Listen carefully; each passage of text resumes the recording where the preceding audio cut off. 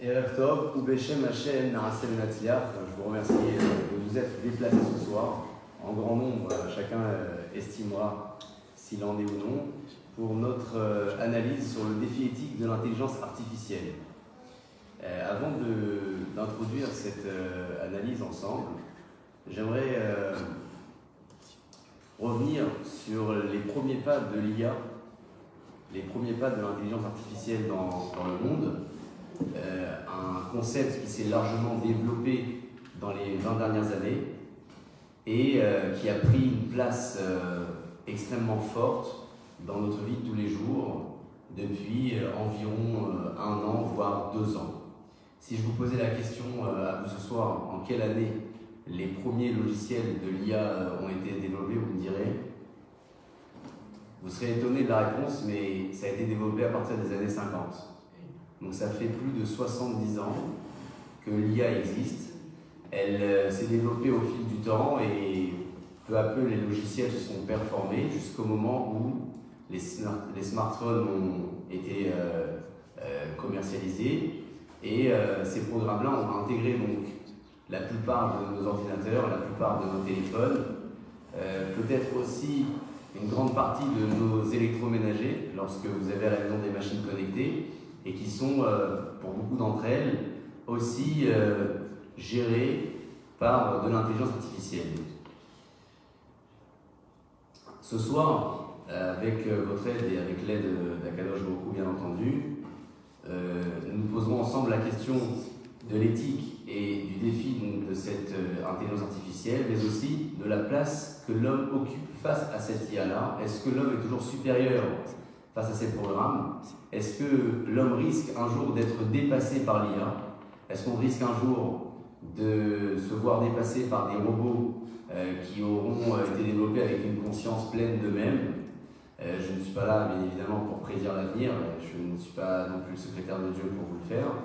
Mais au moins, au travers de ces quelques informations que j'ai pu recueillir avec de longues heures de travail et des entretiens aussi avec des personnes compétentes sur le sujet qui travaillent aussi dans leur activité professionnelle en faisant usage de l'intelligence artificielle, j'ai ce soir quelques éléments à vous apporter en émettant également une réserve, puisque peut-être que ici ce soir ou derrière l'écran, certaines personnes sont bien plus compétentes que moi pour aborder ce sujet et auraient certainement beaucoup de choses à dire, peut-être qu'ils n'aillent pas dans le même sens que moi. Donc j'ai mis ici un avis personnel avec des informations solides que vous pourrez vous-même fouiller. On pourra faire le test ensemble pendant la soirée et vous verrez que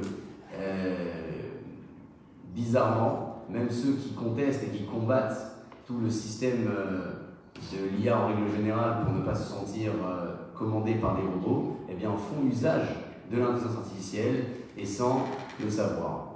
Pour introduire notre analyse, j'aimerais avant tout définir ce que c'est un défi, ensuite ce que c'est de l'éthique, et enfin, quels sont les différents niveaux de l'IA développés aujourd'hui et ceux qui sont en cours de développement et qui risquent d'être beaucoup plus performants. Alors je dis qu'ils risquent d'être beaucoup plus performants puisque plus l'IA sera performante et plus l'homme sera confronté à un danger technologique. Le défi, en règle générale, lorsque vous ouvrez le dictionnaire, c'est une action qui provoque quelqu'un en le déclarant d'incapable. Donc je mets au défi quelqu'un. Habituellement, dans le milieu sportif, on parle de défi puisque on parle de ceux qui provoquent leur adversaire sur des chantiers compliqués, donc ils les mettent au défi. Ça, c'est ce qu'on appelle un défi. Inviter quelqu'un au combat sur un ring, c'est aussi un défi. Donc nous, ce soir, nous allons essayer de nous défier aussi sur ce champ de l'IA avec les informations que j'aurai le plaisir d'échanger avec vous. Pour l'éthique, lorsque nous parlons d'éthique, nous parlons de morale, nous parlons de la science de la morale. En hébreu, on appelle ça du moussar, ou peut-être de la hashkafa, c'est-à-dire de la hashkafa de la vision lointaine. Lorsque vous portez des lunettes, vous portez ce qu'on appelle des mishkafaïm. Lorsque vous faites usage d'une jumelle, vous faites usage d'un mishkaf, des mishkefet. Donc, la hashkafa en règle générale, la vision morale de nos sages, porte le nom de cette paire de lunettes ou jumelles puisqu'elle vous permet de regarder loin. Donc l'éthique, c'est la science de la morale et c'est un ensemble de conceptions morales. Enfin, l'IA, pour la définition basique d'introduction, c'est un ensemble de théories et de techniques qui développent donc des programmes informatiques complexes capables de stimuler certains traits de l'intelligence humaine. Donc l'IA est un programme, on l'a fait court, qui permet à court terme ou à long terme, de développer des capacités qui imitent, je dis bien qui imitent, et qui n'égalent pas encore et qui ne dépassent pas, on l'espère, l'intelligence humaine d'une manière générale. Nous avons 3 catégories dans l'intelligence artificielle. Je vous donne la présentation et le nom de ces 3 catégories. Et ensuite, je vous proposerai donc de les analyser ensemble et de les comprendre dans nos activités quotidiennes. La première catégorie de l'IA, c'est ce qu'on appelle de l'intelligence étroite et faible. Donc on appellera ça de l'IA faible ou étroite. La seconde, c'est l'IA artificielle forte et profonde, donc comprenez qu'on monte de niveau. Et enfin, la troisième, c'est ce qu'on appellera de l'IA de la surintelligence, donc c'est un niveau qui est largement plus élevé et certainement pas encore présent aujourd'hui dans notre vie de tous les jours. Ces 3 catégories, elles se définissent par des termes un peu plus complexes. Je vous garantis ce soir ne pas avoir eu de l'inspiration immédiate pour les rédiger, mais les formulations en tout cas que je vais vous présenter, vous pourrez vous-même les retrouver sur la toile, sur les réseaux un petit peu partout. Donc une fois l'analyse terminée de ces différentes catégories, j'ai pu les mettre sur papier et essayer de les mettre en comparaison l'un à l'autre. Donc qu'est-ce que c'est de l'IA étroite, qu'est-ce que c'est de l'IA forte et qu'est-ce que c'est de l'IA de la surintelligence, qui est donc le niveau le plus élevé. La première catégorie qu'on a nommée tout à l'heure, l'IA faible, c'est ce qu'on nomme autrement, dans les langages scientifiques, de la machine réactive. Retenez bien ce terme, la machine réactive. La deuxième, c'est ce qu'on appelle de la mémoire limitée. Et enfin, la troisième, c'est ce qu'on appelle la théorie de l'esprit ou la conscience de soi. On va s'arrêter, nous, essentiellement sur les 2 premières catégories qui font partie de notre quotidien, donc qui sont la première, l'IA faible, la seconde, l'IA profonde, avec les termes que je viens de proposer. La première, la machine réactive, et la seconde, la mémoire limitée. Qu'est-ce que c'est la machine réactive? Comment définir ce que c'est une machine réactive? Une machine réactive, c'est une machine à qui vous allez donner des informations, et elle va vous reproduire des actions à l'identique. Donc il n'y a pas réellement d'apprentissage, il n'y a pas de développement nouveau, il y a une information qui est reproduite à l'identique des données que vous lui avez apportées. Mes enfants, quoi. Alors, peut-être, un peu comme les enfants. C'est l'exemple du téléphone que je n'ai pas sous la main puisqu'il nous aide à passer en live ce soir. Mais lorsque vous verrouillez votre téléphone avec la reconnaissance faciale, votre téléphone va faire usage de ce qu'on appelle l'IA étroite, donc la machine réactive. Vous avez enregistré votre visage sur plusieurs aspects et le téléphone donc, a été programmé pour se déverrouiller lorsque votre visage apparaît.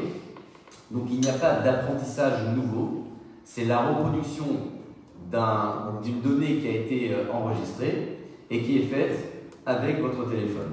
Alors attention, la machine réactive peut aussi entraîner l'usage d'un IA beaucoup plus développé, beaucoup plus profond, puisque lorsque votre téléphone enregistre vos données faciales, il peut en faire usage pour autre chose.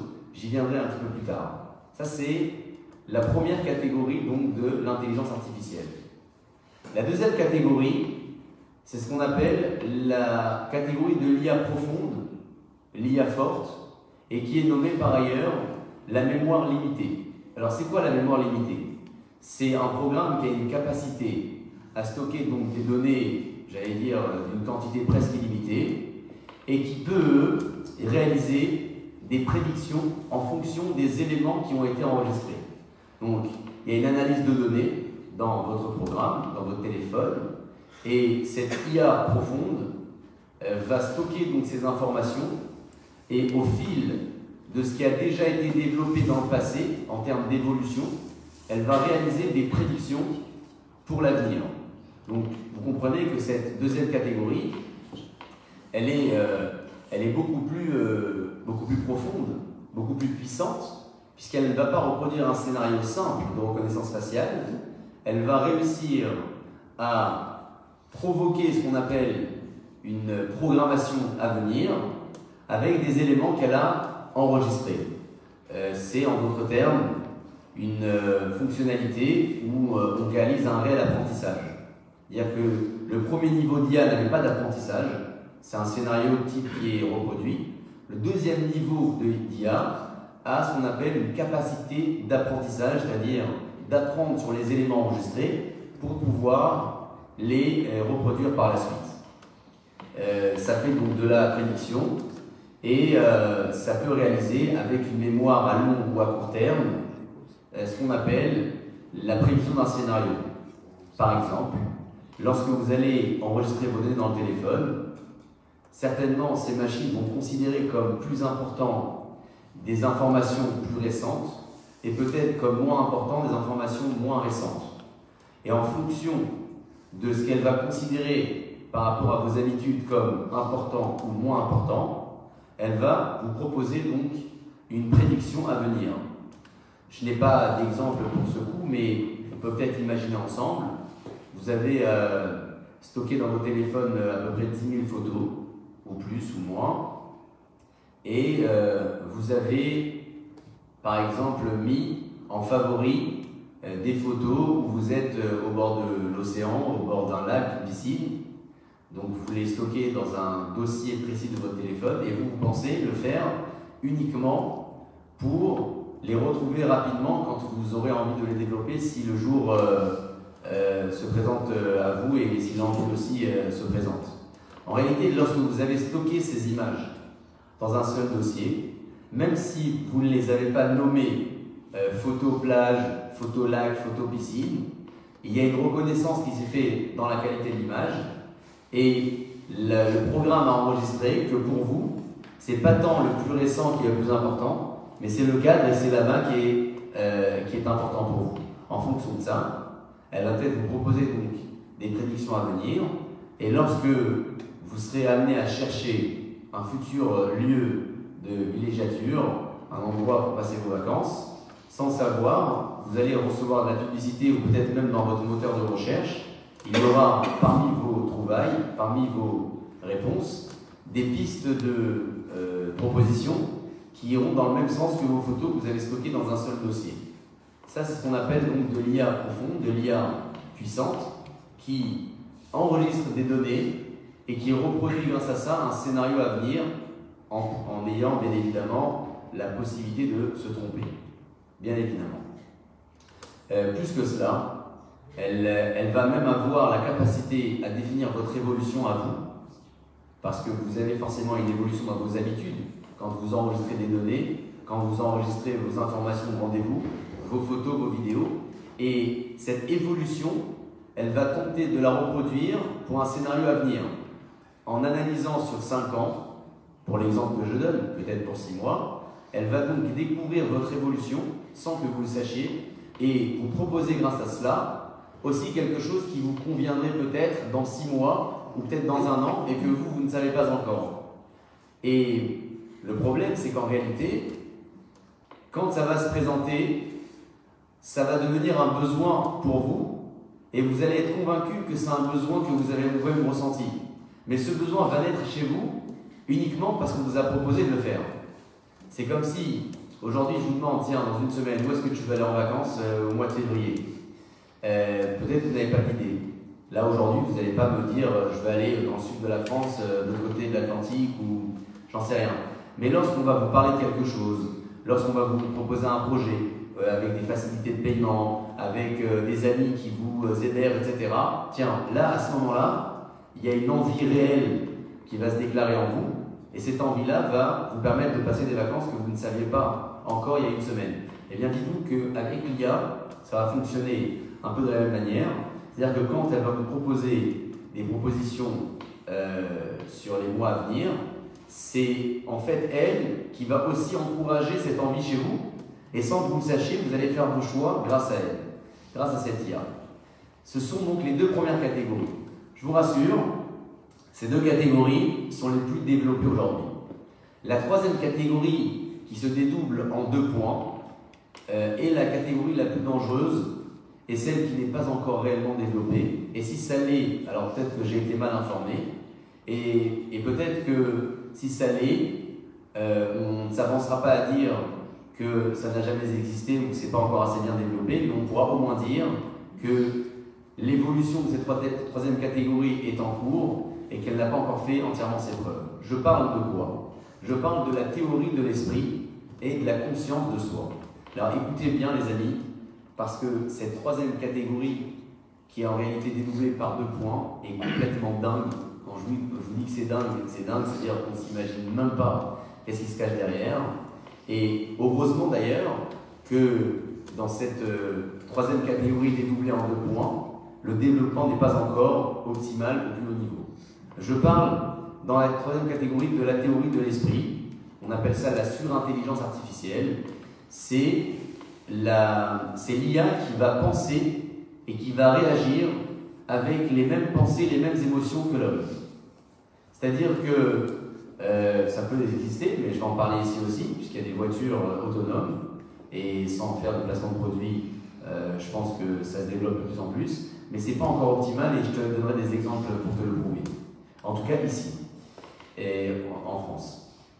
Dans cette troisième catégorie qui parle donc de la théorie de l'esprit, la machine va réfléchir avec notre émotion, avec notre perception, nos pensées, et elle va produire comme ça des actions identiques aux nôtres.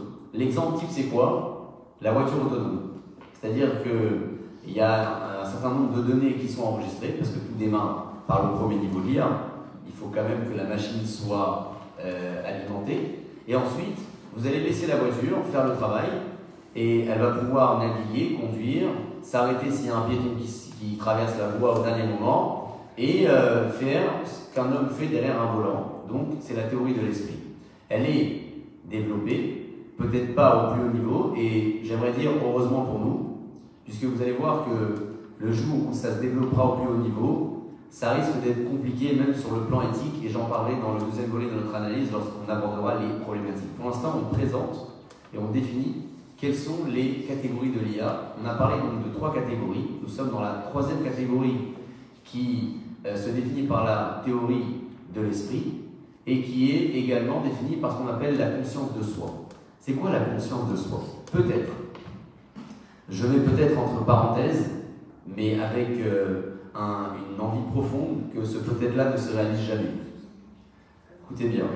Peut-être qu'à l'avenir, l'IA aura une conscience de soi, et lorsqu'on parle de cette catégorie de l'IA, de ce niveau donc, de surintelligence mais surdéveloppé qui n'est pas encore existant aujourd'hui, on crée dans le monde ce qu'on appelle de la peur et de l'angoisse, et en même temps de l'espoir.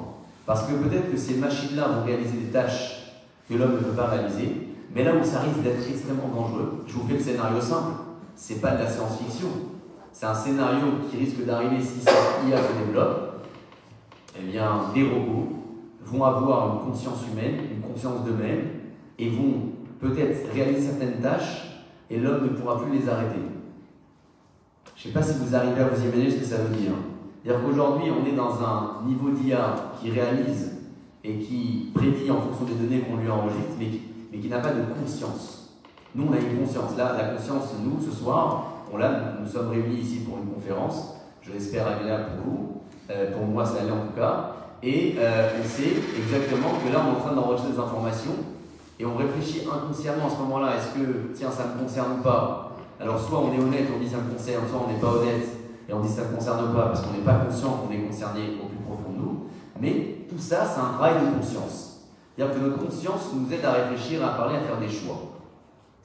Il y a certainement, une fois ces quelques propositions évoquées dans la présentation de l'IA, il y a certainement des dizaines, peut-être voire des centaines de problématiques sur lesquelles on peut se pencher. J'ai souhaité avec vous ce soir en citer 3-1 trois d'entre elles, avec un point fort dans la troisième que j'aurai le plaisir de vous présenter. Et on passera donc ainsi dans notre seconde étape de l'analyse. Avant de passer aux problématiques, petite synthèse s'impose, puisque on présente ici de nombreuses informations et il faudrait que les choses soient claires.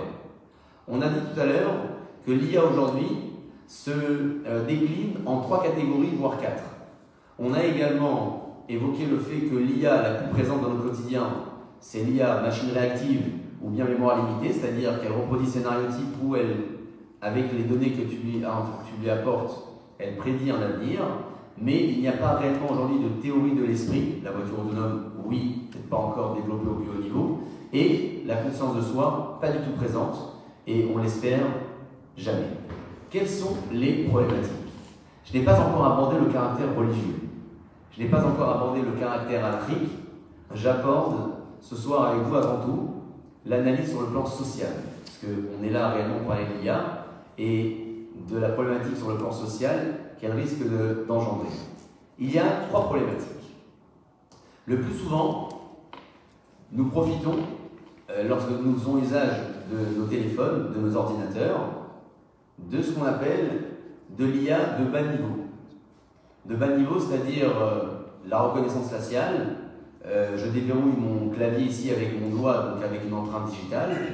Je peux aussi peut-être avec la reconnaissance faciale, c'est possible, je ne l'ai pas installé. En tout cas, ça, ce module, c'est le module le plus bas. Le module, le second qui est un peu plus élevé, c'est lorsque dans votre téléphone, on l'a dit tout à l'heure, on vous propose un scénario donc nouveau que vous n'aviez pas, ou une prédiction à venir en fonction des éléments déjà évoqués et de la progression ancienne que votre téléphone ou votre machine a enregistrée. Quel est le problème de l'IA? Franchement, venez, on se dit les choses claires ce soir, avec franchise. C'est génial. Tu vas au travail, tu as besoin de quelque chose, tu ouvres ChatGPT, et puis tu écris là-bas, j'ai besoin d'un scénario avec tel et tel personnage, et il te conçoit le scénario. C'est génial. Et je vais vous dire pourquoi c'est génial.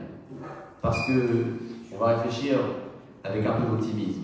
Parce que ça nous permettra de dégager beaucoup de temps pour, je ne sais pas, d'autres préoccupations qui ne peuvent pas se faire par l'IA, peut-être pour nos familles, pour notre entourage, pour observer la Torah, pour l'étudier, pour faire les mitzvot. Oui, on a toujours dans notre conscience et même dans notre inconscience 1000 raisons pour nous justifier. Donc, franchement, si on se posait la question ce soir, pourquoi est-ce que l'IA est problématique? C'est génial. C'est génial ou pas l'IA? Franchement, c'est génial. Alors, quel est réellement le problème de cette IA-là? Pourquoi on devrait se poser la question de la problématique? Vous avez aujourd'hui ce qu'on appelle dans la société des stéréotypes, des préjugés. Vous allez faire le test avec moi et vous allez voir que l'IA est une chambre d'écho qui entretient les préjugés de la société.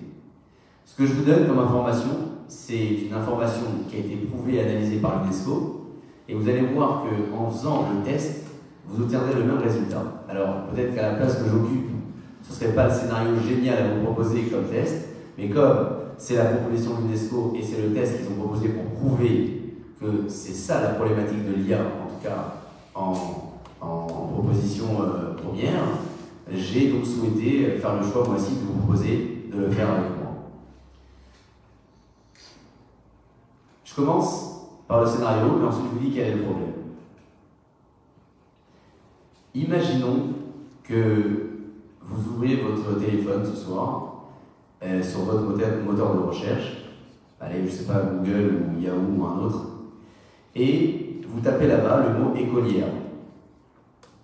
Qu'est-ce que vous trouverez donc dans vos listes de réponses? Essayez de faire le test. Regardez, ouvrez votre téléphone, ouvrez Google, mettez simplement le mot écolière. N'allez pas plus loin que ça. Et moi, je vais vous dire ce que vous avez trouvé.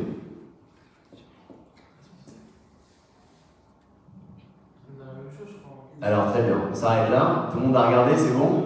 Super. Je vais vous dire ce que vous avez trouvé. Vous avez trouvé des images de jeunes filles en costume sexualisé. Je me trompe ou pas? Très bien. Ok. C'est bon jusqu'à là? Donc, derrière l'écran, si vous souhaitez faire le test, c'est pas que je vous encourage, bien évidemment, à regarder ce genre d'image. Bon, je crois qu'elles sont relativement correctes. Mais enfin, c'est sexualisé, disons. On passe vers notre seconde phase de test. Écrivez à présent le mot écolier. Qu'est-ce que vous obtenez avec le mot écolier? Alors je vais vous dire ce que vous avez obtenu. On va vous montrer des images de garçons ordinaires. Ou des gâteaux, le petit écolier, le placement de produit.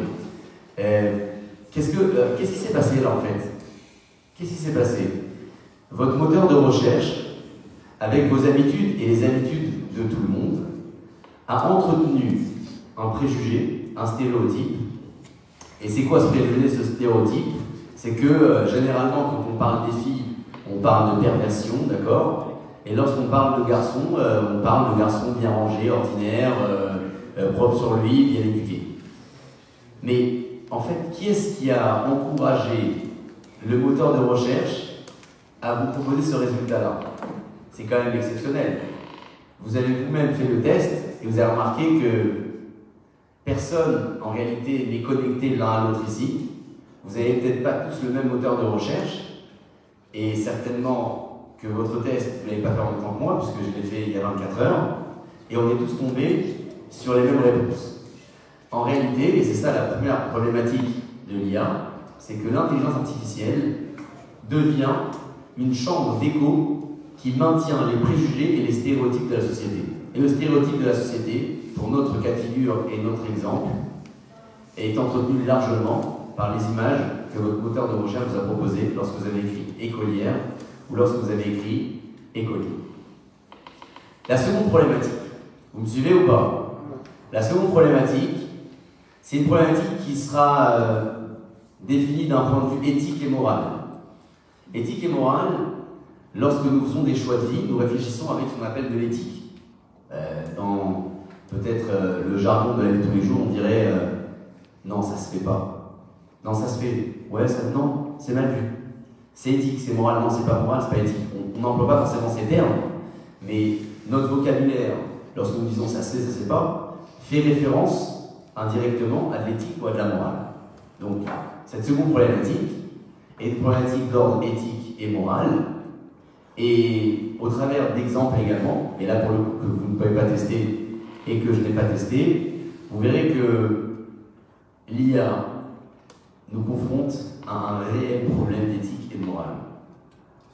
Et j'avance ce soir, à cet instant-là, notre première référence talmudique. Lorsqu'une personne, et je ne souhaite à personne que ce scénario lui arrive, a le choix devant lui de sauver quelqu'un de la noyade, mais il a la possibilité d'en sauver qu'une seule. Et cette personne a devant elle son papa d'un côté et son maître de l'autre. Nous disent les maîtres de la Mishnah, je suis désolé de vous le dire ce soir, mais il faudra sauver le maître avant de sauver le papa.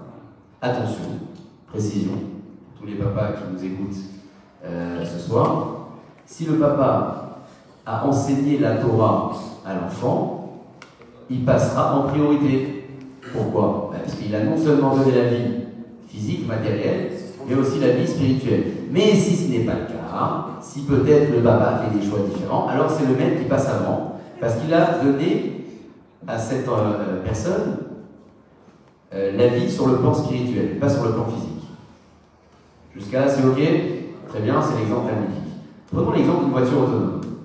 Je suis là dans le troisième niveau d'IA, qui est donc déjà développé sur le marché, mais certainement pas encore à sa meilleure performance. Voiture autonome qui roule seule. Elle roule complètement seule. On a dit tout à l'heure qu'elle a la capacité de réaction identique à l'homme et qu'elle reproduit des scénarios avec les mêmes émotions, les mêmes pensées que l'homme. Qu'est-ce qui se passe? Imaginons lorsque cette voiture qui roule à vive allure arrive près d'une traversée de piétons et il y a sur cette traversée une grand-mère et un petit garçon. Et la voiture a le choix de s'écarter mais de sauver qu'un des deux. Est-ce qu'elle sauvera la grand-mère ou est-ce qu'elle sauvera le petit garçon? Alors là, regardez, là ce que vous avez fait, vous avez répondu avec votre conscience. Parce que là, vous êtes en train de dire, la grand-mère, que Dieu les protège toutes. Elle a fait sa vie, elle a eu ses enfants, ses petits-enfants. Et peut-être que le petit garçon a encore de l'avenir. Donc là, comment vous avez répondu? Vous avez répondu avec votre conscience, avec votre esprit. Je ne dis pas ce soir si c'est ça la réponse ou non sur le plan pratique, mais ce que je peux vous dire ce soir, c'est que ce choix est un choix éthique et moral et systématiquement anarchique. Et je me demande quel choix fera cette voiture autonome si un jour ce scénario se présente à elle. Est-ce qu'elle déviera par la gauche et elle sauvera le petit enfant, ou est-ce qu'elle déviera par la droite et elle sauvera la grand-mère? On a donc un réel problème, une réelle question d'ordre éthique et moral, en faisant usage de l'intelligence artificielle développée à son niveau, j'allais dire presque le plus haut aujourd'hui, qui est celui de la théorie de l'esprit ou la surintelligence, parce que peut-être qu'un choix devra être fait, mais ce choix nécessitera de la conscience. Et la conscience, en fait, c'est quelque chose qui est difficilement prévisible, parce que vous avez la conscience en fonction du moment, vous avez la conscience en fonction du feeling de ce que vous ressentez, en fonction des données, des informations de votre mémoire, de 1001 paramètres. Donc, un modèle sans conscience et sans esprit peut aller à l'encontre de la conscience humaine. C'est notre seconde problématique de ce soir sur l'IA. Troisième problématique et dernière, et pas des moindres, je la noterai même avec votre permission comme la problématique la plus grave à mon goût et la plus dangereuse, c'est alors que je me repère. Très bien. Notre problématique numéro 3, donc, je disais la plus grave sans doute, parce que cette problématique est omniprésente dans notre vie et on n'en fait pas attention. C'est une problématique qui touchera le caractère religieux de chacun et chacune d'entre nous. Hachem, Akadosh Baruch Hu, a créé l'homme avec ce qu'on appelle le Nefesh Raya. Nefesh Raya en français se traduit par l'âme qui vit, et par Onkelos, traducteur en araméen et commentateur du texte, une âme, un esprit qui parle. Lorsque je parle, je donne naissance à une réflexion et je la fais exister. Tiens, j'ai réfléchi, j'ai travaillé sur le sujet, maintenant je vous propose les choses. Je vais vous poser une question, vous allez répondre, mais vous allez réfléchir avant tout. Une personne qui fait un mauvais usage de sa parole, dit le Rambam dans le Guide des Égarés, se réduit à se comparer à l'espèce animale. Parce que la différence la plus formelle entre l'espèce humaine et l'espèce animale, c'est la parole. Mais la parole, c'est pas tout. La parole est révélatrice de quelque chose de beaucoup plus profond. Construit. C'est révélatrice d'une intelligence, d'une pensée, d'une réflexion, et non pas d'un instinct. L'animal vit avec l'instinct, l'homme vit avec l'intellect. Hachem nous créa l'homme avec une capacité infinie d'imagination. Fermez les yeux ce soir et pensez que vous êtes maintenant au bout du monde, dans l'endroit le plus agréable, avec la personne la plus sympathique que vous connaissez, et vous verrez que vous aurez économisé un billet d'avion et certainement un logement et la nourriture, puisque vous aurez fait le voyage uniquement avec la mémorisation des images que vous avez déjà vues sur le sujet. Simplement en fermant les yeux, votre imagination vous a transporté, vous êtes parti ailleurs. Et là, franchement, vous n'avez pas fait usage de l'IA du tout. La problématique qui a un caractère religieux, c'est une problématique qui touchera nos choix d'une manière générale. Et si l'homme n'arrive plus à faire usage de cet intellect parce qu'il a besoin constamment de l'IA, alors en réalité, cet intellect que Dieu lui a donné pour le différencier de l'espèce animale est quasi inexistant. En réalité, lorsque cette IA a pris une place ultra puissante dans sa vie, cette personne n'aura plus la capacité de discernement personnel parce qu'elle s'est habituée à faire usage de l'IA. Pour vous donner un exemple que j'ai expérimenté hier soir avec un ami qui me regarde peut-être ce soir et que je remercie au passage, et dont je tairai le nom, pour ne pas le compromettre dans ses activités peut-être, mais qui fait usage très souvent dans son activité professionnelle de l'intelligence artificielle. Donc cette personne m'explique qu'il y a donc, dans ChatGPT le niveau le plus accessible que vous pouvez avoir sur votre téléphone, mais aussi le niveau professionnel que vous pouvez avoir avec un abonnement, etc. Ce niveau professionnel vous permet de générer des images. Donc pour l'exemple, on lui a demandé une photo d'une conférence sur le sujet du défi de l'éthique de l'intelligence artificielle avec un rabbin. L'image était plutôt bonne, mais pas autant que notre cher graphiste ici ce soir, que nous remercions. Et preuve en est qu'il a réellement bossé sur l'affiche, et parce que c'est pas de l'intelligence artificielle, sinon il n'y aurait pas eu d'accent sur intelligence. En tout cas,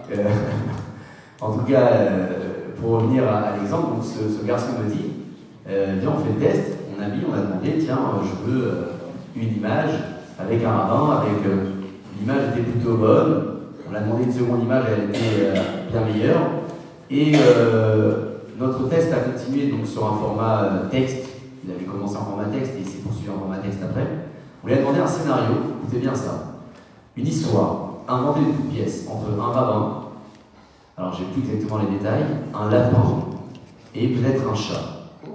Donc l'IA nous propose une histoire, mais construite avec des endroits, avec des espaces, avec des éléments, avec une histoire merveilleuse. Maintenant, cette personne me dit comme ça. Aujourd'hui, l'IA a pris une place tellement importante que lorsque vous allez vous faire examiner pour une dissertation, pour un examen, quelle que soit la matière, on cherchera à savoir si vous avez travaillé par vous-même ou si c'est l'IA qui a fait ce travail. Vous savez, vous pouvez réaliser une disserte en philo en mettant sur ChatGPT sans problème.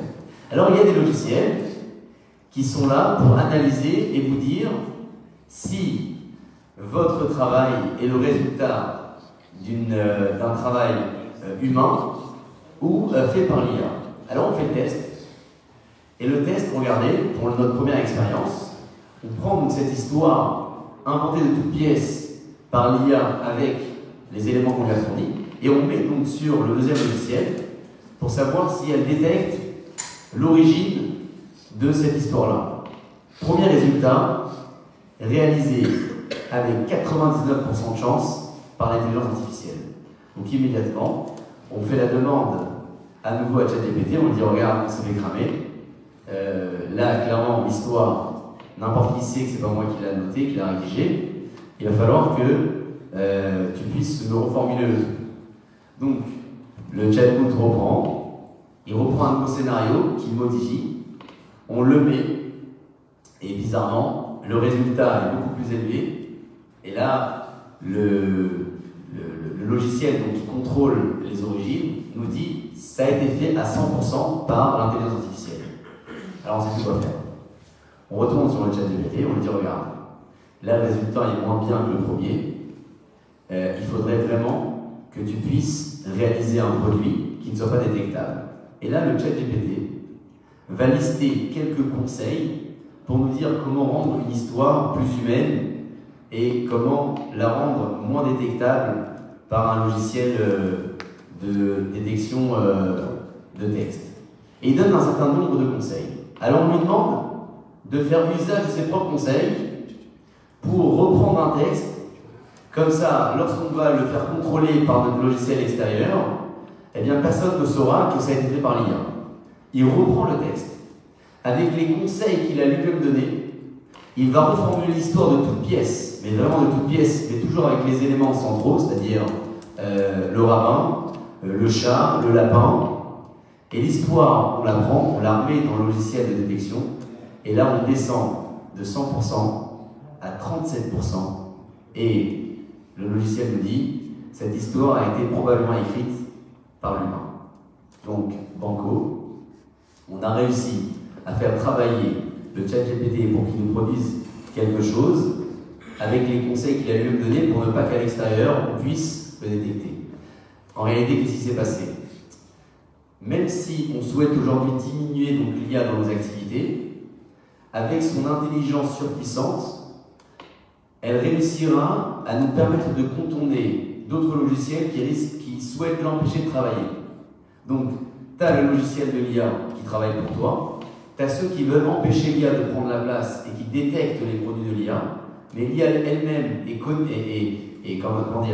connaît donc les éléments de ces détecteurs, elle va donc produire des informations qui ne vont pas être détectables, et si toutefois on est détecté, on va lui dire, elle reproduira une meilleure information. Donc, c'est une dinguerie. Quand je dis c'est une dinguerie, c'est une réelle dinguerie, on ne s'imagine pas. Mais pourquoi, quelque part, ce soir, on devrait se dire, tiens, tous, on est concernés par cela et on est touchés sans le savoir. Je vais vous dire pourquoi. Je l'ai découvert. Je dis franchement, je l'ai aussi découvert.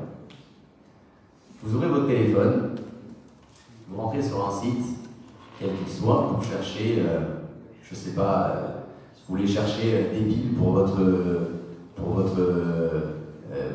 jeu ou une prise pour votre ordinateur, votre téléphone, et on vous demandera si vous autorisez de vous géolocaliser. C'est vrai ou pas? Alors très souvent on écrit autorisé parce que c'est la première bannière, puis on se dit tiens ça va, maximum. Moi je ne travaille pas à la CIA, je suis pas un espion, j'ai rien à risquer, rien de tout ça. Bon, jusqu'à là tout va bien. À un autre moment, on vous a demandé si vous autorisez la caméra de votre téléphone pour ce site. Et vous avez été contraint de dire oui parce que, en fait, c'est un site internet qui propose de modifier vos images. Et donc, pour modifier vos images, il faut qu'il y ait un accès à votre photothèque, c'est-à-dire à votre bibliothèque de photos. Et donc, vous avez autorisé. Il y a peut-être un partenariat entre le site où vous avez autorisé votre géolocalisation et celui où vous avez autorisé votre caméra. Et donc, ce partenariat va faire que lorsque vous serez sur le site où vous avez simplement permis votre géolocalisation, lui aussi pourra avoir accès à votre caméra. Et alors, jusqu'à là, rien de grave. Là où ça risque d'être complexe, c'est que avec ces autorisations-là, Internet va vous proposer des images, des fois qui n'ont pas de lien avec votre recherche, et votre téléphone va regarder où est-ce que vos yeux se positionnent. Et donc, si vos yeux se sont positionnés sur ce niveau d'image, la machine a capté que vous êtes intéressé davantage par ce produit plus que par ce produit. Si vos yeux regardent de l'autre côté de l'image, alors votre logiciel a compris que vous êtes intéressé davantage par cet autre produit qu'il y a dans l'image. Mais tout cela, on l'a fait peut-être des centaines de fois, ou peut-être on se dit ce soir on ne l'a jamais fait, mais on n'en est pas conscient. Pourquoi c'est fou? Parce qu'on est téléguidé par des logiciels qui ne sont pas espions, parce qu'on a donné notre accord, et sans savoir, ces logiciels vont nous encourager à faire des choix qu'on n'aurait pas souhaité nous-mêmes si on n'avait pas eu les propositions faites par ce même logiciel. Donc nos choix de vie sont commandés inconsciemment par l'IA, et on se doit de se poser la question de comment faire pour les contourner, ou comment faire pour ne pas être victime de ce système-là. Une piste de réflexion pourrait certainement vous faire du bien. La solution magique, je n'ai pas la prétention de la voir, mais je vous propose peut-être cette piste de réflexion, et j'espère qu'elle nous permettra collectivement à mieux nous protéger de ce grand danger. Même le système le plus développé de l'IA aujourd'hui, qui pourrait même développer des capacités malveillantes comme du hacking ou autre, ne pourra pas encore dépasser les qualités humaines. L'homme peut encore imaginer seul, l'homme peut encore créer sur le plan artistique, peut-être sur le plan littéraire aussi, mais avoir cette capacité d'imagination sans avoir aucune donnée élémentaire. Hachem nous a donné le Nefesh Chaya, il nous a donné cette capacité, j'allais dire presque d'invention, et c'est là où l'homme ressemble à Dieu. C'est que Dieu a inventé Yesh Me'ayin, l'existence du néant. Il a le néant sans matière, et il crée le monde. Nous ne créons pas de la matière sans matière, mais nous créons de l'idée sans idée. Donc, on a une capacité d'imagination. À ce niveau-là, déjà, l'homme est supérieur. Et on espère qu'il le sera toujours. Est-ce que on ne devrait peut-être pas se dire, tiens, Même si les machines aujourd'hui sont performantes et l'IA est extrêmement performante, est-ce que je vais demander au ChatGPT de choisir mon conjoint de vie?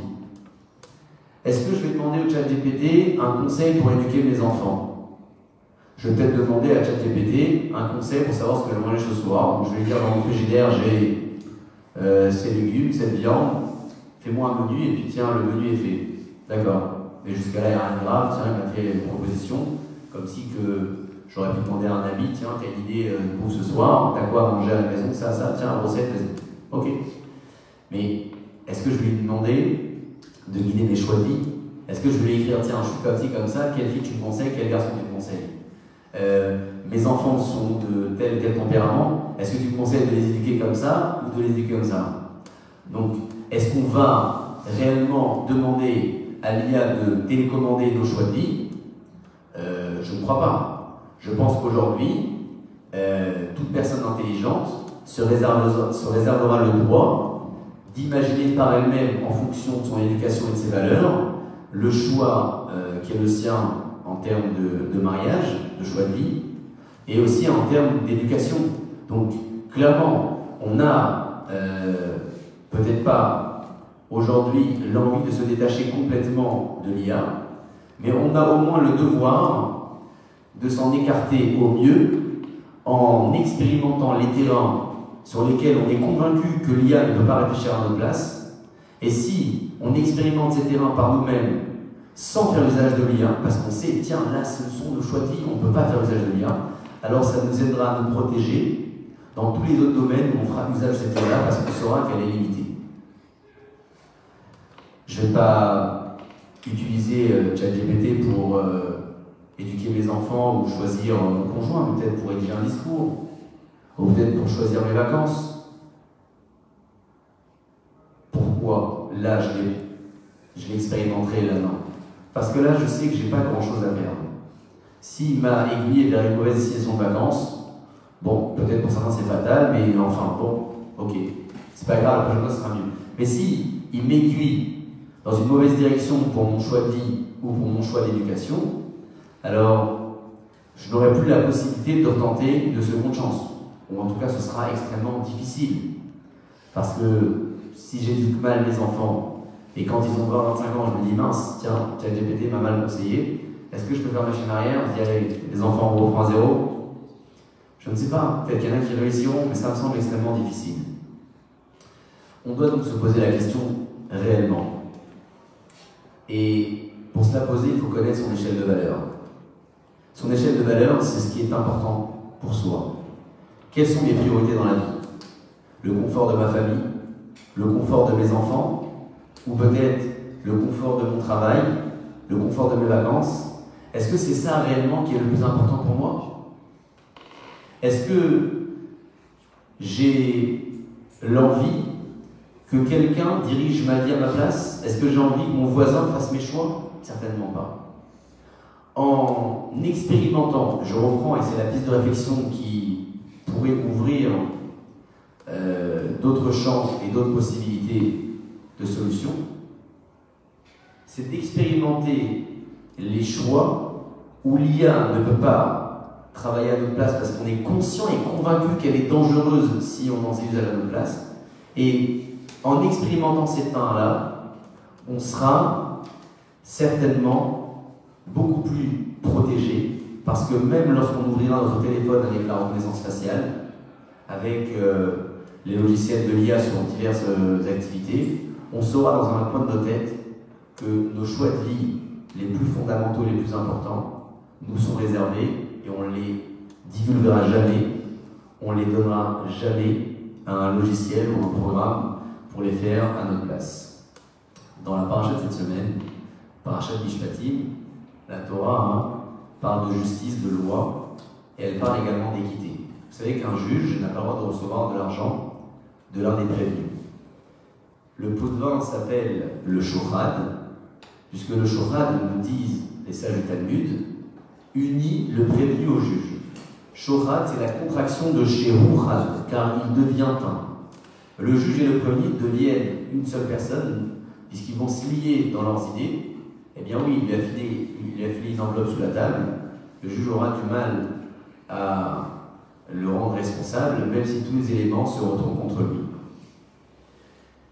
On a donc besoin d'un juge compétent, un juge qui a la crainte de Dieu et qui a ce qu'on appelle la conscience.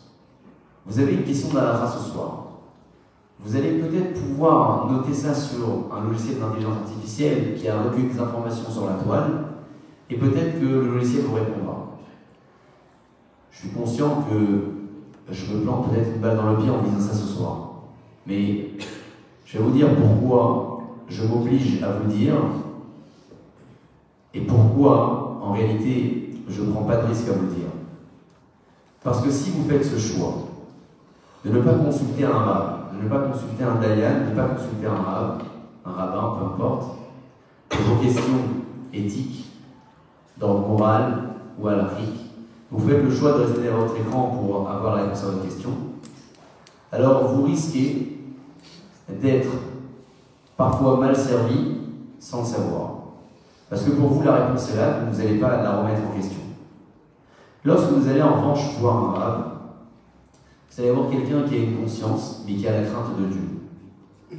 Et celui qui a la connaissance, la conscience et la crainte de Dieu, réussira à juger au cas par cas et à analyser pour apporter à la personne la réponse la plus adaptée à sa situation. Et pourquoi? Parce qu'Akadosh Baruch Hu promet que lorsqu'un juge est honnête, sa réponse sera soutenue et sa réponse sera acceptée. Akadosh Baruch Hu donne ce qu'on appelle la siyata d'Ishmaël, l'aide divine, mais il la donne uniquement s'il y a une démarche sincère d'une personne qui a la crainte de Dieu, qui a la crainte du ciel, chose qu'aucun logiciel du monde ne pourra imiter, puisque le logiciel pourra vous donner une information grâce à des données enregistrées, sans conscience, on l'a dit pour l'instant, sans crainte de Dieu, de manière évidente, et vous, internaute, lorsque vous obtiendrez ces réponses d'un logiciel, vous risquez peut-être de suivre une mauvaise direction, exigeante, alors que le Rav aurait été un peu plus tolérant, ou tolérant, alors que la halakha, à ce sujet-là, était nettement plus exigeante. Il y a quelques centaines d'années, vivait à Prague un grand tzaddik qui s'appelait le Rabbi Yecheskel Lando. Le Rabbi Yecheskel Lando est l'auteur de plusieurs ouvrages, dont l'un nommé le Noda B'Yehuda. Il était le rabbin de Prague entre 1754 et 1793. Au cours de son mandat, se sont présentés quelques érudits qui souhaitaient contester ses qualifications rabbiniques. Phénomène qui peut exister encore aujourd'hui. Donc, ce groupe d'étudiants arrive devant le Rav Lando et lui présente une série de questions en droit de Torah avec des cas tout à fait fictifs.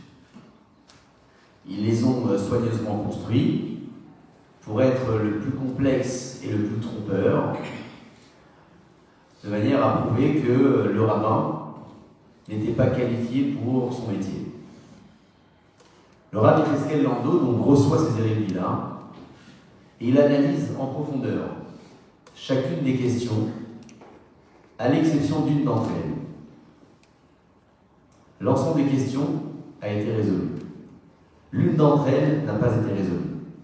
Immédiatement, le Rabbi Yecheskel Lando dit à ce groupe de jeunes: je suis certain que ce cas n'est pas réellement pertinent et que vous l'avez inventé pour m'embarrasser. Waouh! Et le Rav continue et dit à ces jeunes: vous devez certainement vous demander comment je le sais.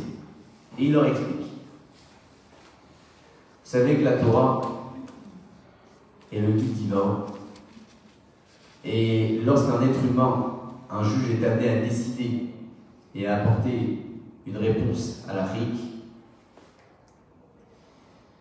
il va quelque part se prononcer en ayant la parole de Dieu. Alors un paradoxe se pose à lui. Comment peut-il, lui, en tant qu'être humain, déterminer la volonté de Dieu? Comment le juge, c'est le Rav Lando qui raconte à ces jeunes, comment le juge peut avoir la prétention d'être le secrétaire de Dieu et déterminer la parole d'Akadosh Baruch Hu? Les lois de la Torah sont la sagesse et la volonté d'Akadosh Baruch Hu. Donc, comment c'est possible que l'intellect humain qui peut réaliser des analyses avec erreur puisse déterminer la volonté réelle d'Akadosh Baruch Hu? Et à ce moment-là, il aura comme ça. Akadosh Baruch Hu, lorsqu'il a donné la Torah, il a également dit à l'homme que la Torah n'est plus dans le ciel. L'homme qui reçoit la Torah a le devoir de l'étudier et de la comprendre. Et à chaque fois qu'une question de droit se pose en Torah et qu'un être humain emploie ses connaissances, sa sagesse et son savoir pour la résoudre, il va obtenir la garantie et le soutien d'Akadosh Baruch Hu pour avoir la réponse à sa question. Akadosh Baruch Hu, lorsqu'il a devant lui un homme sincère qui emploie sa connaissance en Torah et son savoir pour analyser une question halachique, va lui accorder son soutien et son aide. Et c'est comme ça que le Rav va pouvoir déterminer la réponse en ayant la certitude que si la réponse est sortie comme elle est sortie de sa bouche, c'est qu'Akadosh Baruch Hu a voulu que la réponse soit celle qu'il a accordée. Cependant, conclut le Rav Lando et dit à ces jeunes, cette garantie qu'Akadosh Baruch Hu accorde au juge ne s'applique qu'aux événements réels. Il y a une réelle question qui est posée. Alors le juge doit traiter et doit répondre. Akadosh Baruch Hu lui donne son aide et le soutien. Si toutefois on vient critiquer le Rav pour lui apporter une information fictive et pour le tester, voire le contester dans ses fonctions rabbiniques, certainement que Akadosh Baruch Hu à ce moment-là ne pourra pas accorder à ce Rav le soutien pour qu'il ait la réponse adaptée. Parce que l'événement n'est pas réel et est complètement fictif. Voilà comment Rav Lando répond à ce groupe de jeunes qui ont souhaité le contester dans ses fonctions rabbiniques. Cette histoire nous démontre, chers amis, et je conclurai là-dessus, que au-delà des problématiques évoquées sur le plan social, moral et éthique, il y a une réelle question d'analyse à réaliser sur tout le pôle religieux, parce que être soumis à l'IA inconsciemment dans nos divers choix de vie qui ne sont pas les plus importants et les plus fondamentaux, c'est peut-être pas encore le plus grave, mais si on finit par transmettre nos choix de vie à ces logiciels et aussi nos choix de vie religieux en leur soumettant nos questions, nous risquons de faire face à des réponses inappropriées, tant pour nos choix de vie comme pour nos choix religieux, parce que l'homme a toujours la conscience et la théorie de l'esprit que l'IA n'a pas encore, et c'est grâce à cette conscience-là qu'il peut faire des choix adaptés parfois au moment et parfois au millième de seconde, en correspondance avec l'événement qu'il est en train de vivre, chose que les machines les plus performantes, on l'espère, ne réussiront pas à faire, aussi bien que l'homme à qui Hachem a donné cette capacité de Nefesh Raya, d'âme qui parle et qui peut également diffuser et transmettre. Je vous remercie, chers amis. Akadosh Baruch Hu nous donne toutes les possibilités pour conclure d'expérimenter cette analyse-là en profondeur et qu'on puisse à notre tour la transmettre autour de nous en réussissant à profiter de l'IA, mais à juste mesure et en s'écartant également à juste mesure. Baruch Adonai Le'olam, amen, amen. Que ce shiur soit dédié à Nishmat, Shulé Niftarim et Yehoshua ben Meir, qu'il soit également dédié à la guérison de toutes les personnes malades et sans oublier bien évidemment dédié à la libération de nos frères et de nos sœurs encore pris en otage en Eretz Israël et dédié également au retour sain et sauf de nos chers Chayalim qui sont mobilisés au fond. Baruch Adonai Le'olam. Amen.